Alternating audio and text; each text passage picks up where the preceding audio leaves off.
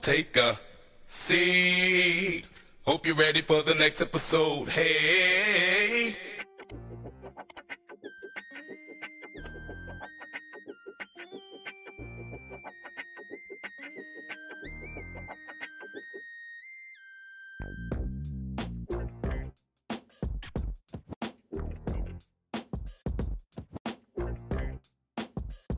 Nathaniel Dwayne Hale, plus connu sous le nom de Nate Dogg, est né le 19 août 1969 dans le Mississippi.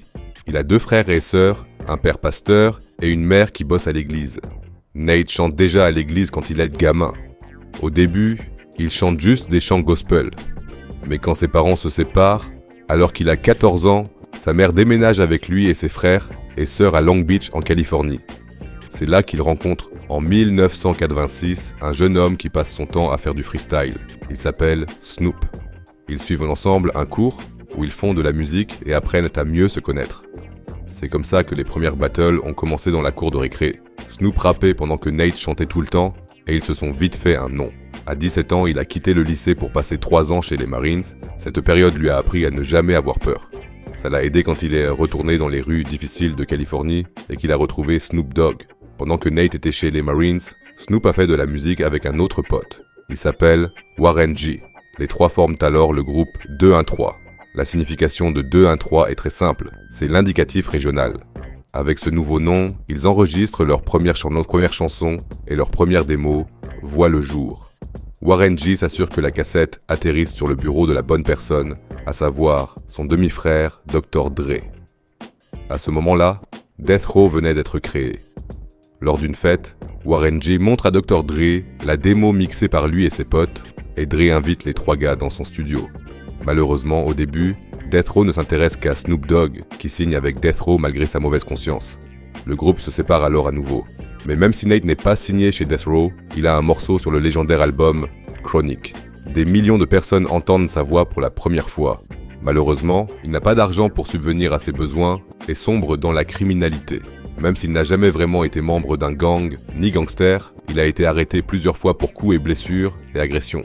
Il aurait braqué un bureau de change en 1991 et un restaurant Taco Bell en 1994.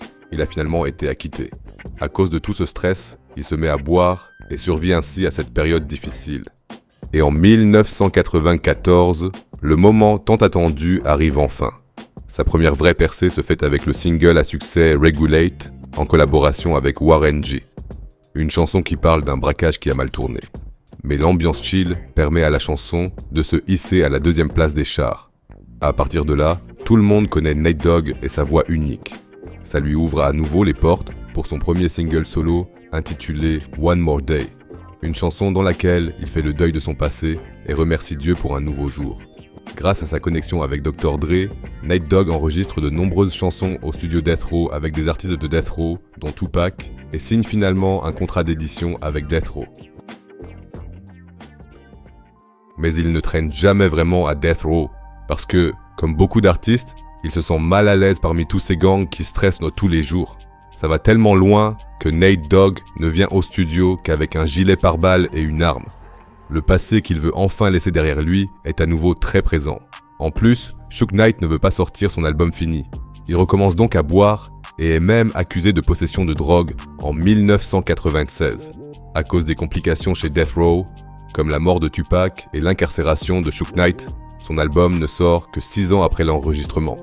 En 1998, il sort enfin l'album G-Funk Classic qui se classe à la 20e place. Après une si longue attente et les collaborations incroyables sur l'album, Nate Dogg est très insatisfait du classement et décide à partir de ce moment-là de bosser davantage avec d'autres artistes pour mieux se présenter au grand public. C'est la meilleure décision de sa vie. Mos Def est le premier avec qui Nate fait un tube. La chanson se classe numéro 1. À partir de là, le milieu musical réalise tout le potentiel de Nate Hook.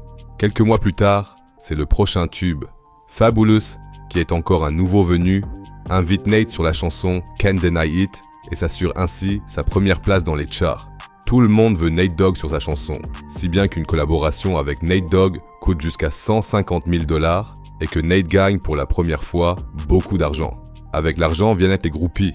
si bien que Nate devient père de 9 enfants et qu'il raconte même ça dans des chansons comme Area Code avec Ludacris. Bien sûr, c'est aussi un single à succès. De 50 Cent à Eminem, tout le monde fait une chanson avec lui et Nate Dogg devient le roi des refrains de la scène rap. Et tout ça sans ghostwriter, qui écrit normalement les refrains. En 2003, Nate, Warren et Snoop Dogg décident de reformer le groupe 213 et sortent leur premier album. Une étape importante dans sa carrière, car l'album se classe numéro 4 au Billboard et numéro 1 au classement hip-hop. Mais avec le succès, sa consommation d'alcool devient de plus en plus intense et un autre côté de lui, plus sombre, se révèle de plus en plus souvent. Il baptise ce côté sombre Body Love. Et quand Body Love apparaît, Nate devient agressif. En 2000, par exemple, il est arrêté et accusé d'enlèvement et de coups et blessures sur son ex-petite amie. Sa caution s'élève à $1 million que Dr. Dre paye pour Nate. Les accusations sont ensuite abandonnées, mais en 2006, il est à nouveau inculpé. Son ex-fiancée le dénonce pour menaces et coups et blessures. Mais ça n'empêche pas Nate de la harceler à nouveau, car elle a toujours la bague de fiançailles qu'il lui a offerte et qu'il veut récupérer. Un jour, alors qu'il se présente devant chez elle pour reprendre la bague, la situation dégénère. La discussion dégénère en dispute, le nouveau copain de l'ex-fiancé s'en mêle et se fait tabasser par Nate Dogg. Bien sûr, Nate Dogg était encore une fois bourré.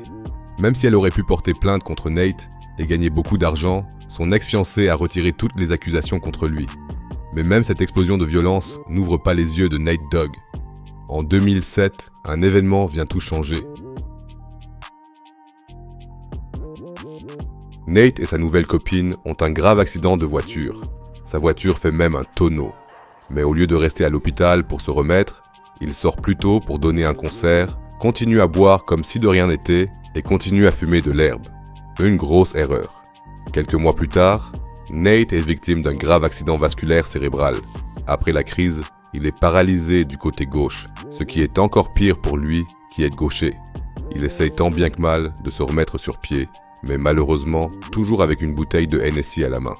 Quand il se sent un peu mieux, il monte un groupe de gospel et mène une vie à 3 vitesses. D'un côté, il essaye de se remettre de son AVC, de l'autre, il est une star du rap et doit maintenant s'occuper de sa chorale gospel. Pour gérer le stress, il boit tous les jours, même s'il prend des médicaments. En 2008, Nate Dogg a un deuxième AVC, tellement violent qu'il se retrouve paralysé à partir du cou.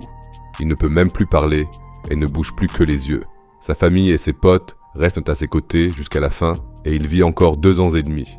Le 15 mars 2011, à l'âge de 41 ans, la légende Nate Dogg disparaît, emportant avec lui la voix hip-hop la plus légendaire de tous les temps.